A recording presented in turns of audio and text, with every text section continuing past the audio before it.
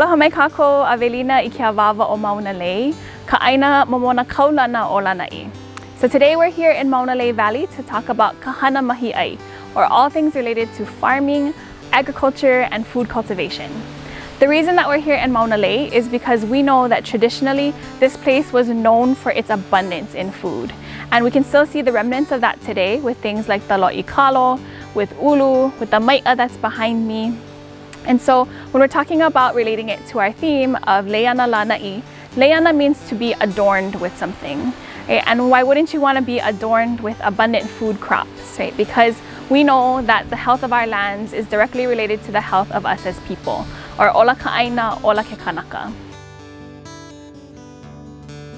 Part of what made Hawaiian agriculture so abundant were the use of these complex agricultural systems.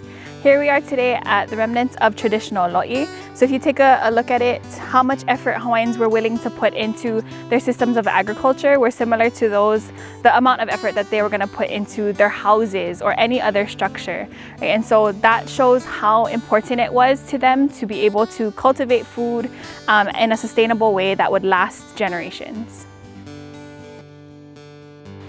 If we think about the ola lono eau, ola ka ʻaina, ola ke kanaka, that's exactly what's at play here. Right? So systems of lo'i kalo run water through them similarly to how our bodies work in running and pumping blood through us. Right? So if there is a blockage of water ever at the auwai, the po'owai, any of the vai that's flowing through the lo'i, that's the same thing as if blood was cut off to one of your extremities, your arms, your legs, things like that. And so we can understand through that metaphor of how important it is that everything acts as one and everything is one system. These lo'i are in the malu, or in the shade of the lau kukui, which if you listen closely enough sounds very similar to waves along the shore or water flowing. Right? This is a great reminder to us that this is all connected, everything exists in relation to one another. And that everything from the top of the mountain, the po'owai, affects all the way down to our kahakai. Behind me is an ulu tree, or a breadfruit tree, which is actually a really important part of the traditional Hawaiian diet. Ulu is a really starchy fruit that has a complex nutritional profile. Now also remember that Lanai has many mo'olelo that link mea'ai, or food, with mahi'ai, or agriculture. You can also watch our videos on mo'olelo at Kanepu'u and also the mo'olelo of Haloa, which links Hawaiians to the taro plant. Some kupuna also remember there being ulu trees on the windward side of the island. Archaeologists also found charred remains of burnt ulu trees that date back to around 1400 or 600 years ago. Now, ulu is interesting because it can't propagate or spread itself very easily, so it had to be brought here by the Hawaiians that came on their voyaging canoes. So the ulu tree is transported often as a sapling or a younger form of the plant, which means that around 600 years ago there's already evidence of Hawaiians being here and having brought their plants to engage in agriculture. One really important story about ulu that I'm going to talk about today was collected by Tutupukui on Hawaii Island. So the story begins with the akua Ku. Now Ku moves to Hawaii and eventually ends up with a wahine, but she doesn't know that he's an akua. So he's kind of keeping it as a secret while they build a family, have children, and eventually start to, with today's theme, build a life where they mahi'ai. So eventually a famine comes around and food is really, really scarce. People are getting hungry, getting sick, and there's not really any way for them to feed themselves because there is drought and there's a scarcity of food, and even farming isn't producing enough to sustain them. So eventually, Ku tells his wahine, I can provide for you, but I'll have to go on a long trip and I won't come back. And she says, no, I don't want that. So eventually, when she starts to hear the crying and the hunger of her children, she agrees. So Ku says, all right, let's go in behind the hale in the yard and come with me, come follow me. So he says, I'm gonna stand on my head and I will sink into the ground and I will come up and produce food for my family.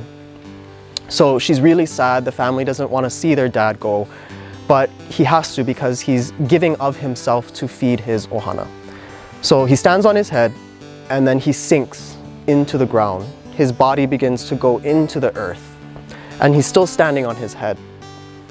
Eventually his body is completely immersed in the soil. He's completely underground.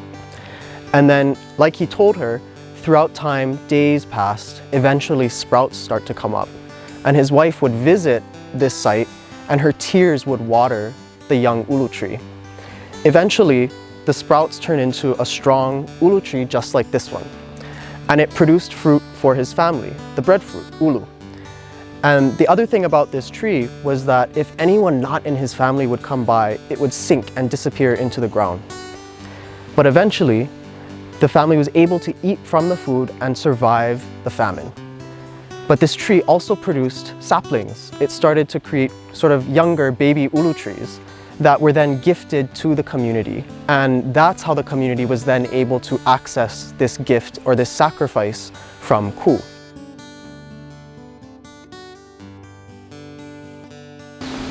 So we can all learn from the ingenuity of Native Hawaiians who were cultivating down here in Maunalei.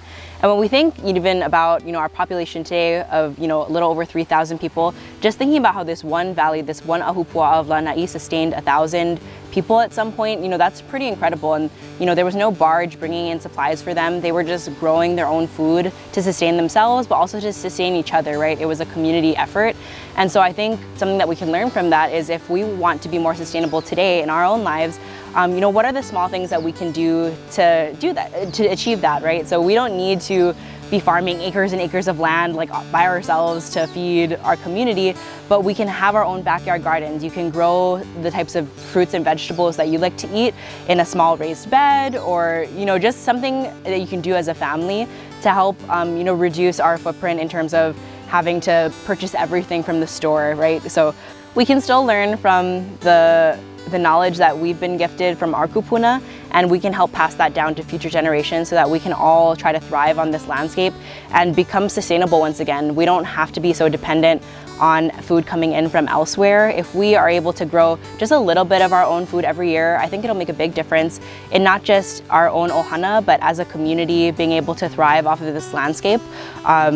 I think that's the ultimate goal. So we hope that you'll all take part in trying to do this with us. And I think if we do this every year, just a little bit, everyone tries to produce their own food, we hope that we can, reach our goal together. If we want to maintain these thriving lands, though, we know that we have to be proper in our malama of them. And so that means waiting for things like community work days to come in and steward this aina in a pono way.